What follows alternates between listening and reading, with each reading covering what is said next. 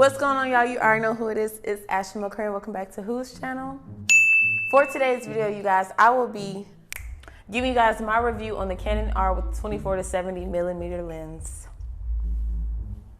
I am a creator.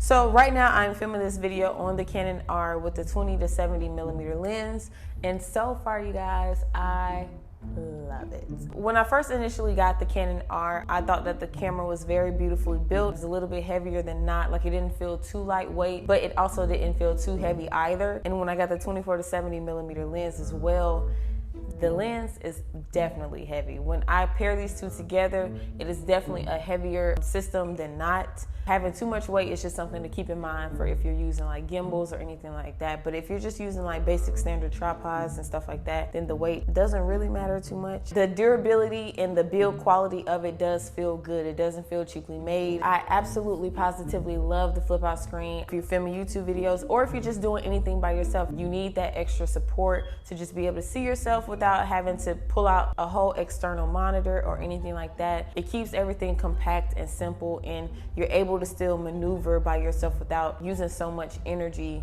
setting up more equipment. So I wanted to show you guys what it looks like at home with just natural lighting, because everybody doesn't have studio lights.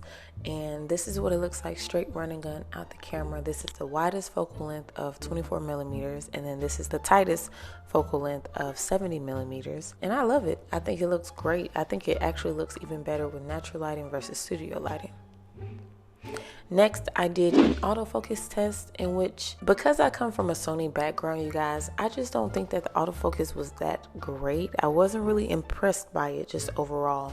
In these clips, it really didn't do that bad, but just from shooting and using the camera, I noticed that it was a little bit slower than not, you know, and like I said, I am from a Sony background, so it could be that.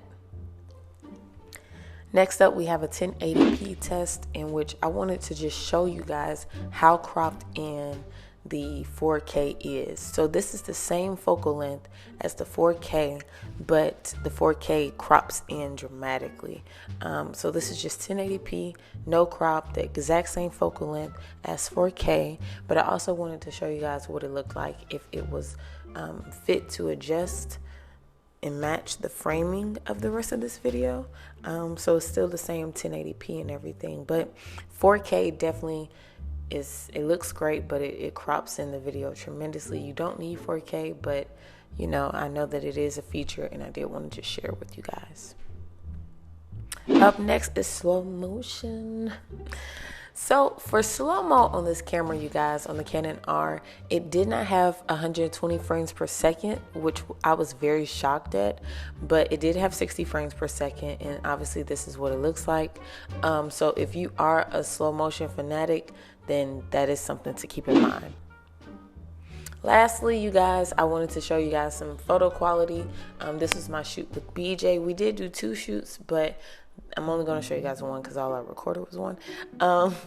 But we did 2 looks within this one shoot, and I want you guys to see how well the autofocus tracking was picking up her face when it came to these photos, because it really did do a great job at that. So I do think the autofocus face detection tracking is great for the photography side of it, but just not really too much for the video side of it.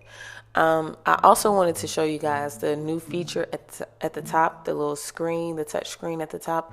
I did not use that feature at all, and honestly, I never felt compelled to use it, or I never gravitated towards using it.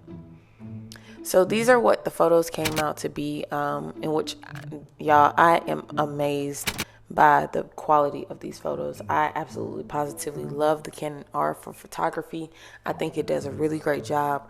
I'm not too sure about videography right now, just because it didn't really shock me or surprise me, and I still think Sony's are, well, I think that there's a lot more cameras out here that can perform way better for a better price at videos than the Canon R. However, it, you know, does have a flip out screen, and it does have some great capabilities where if you like it, go for it.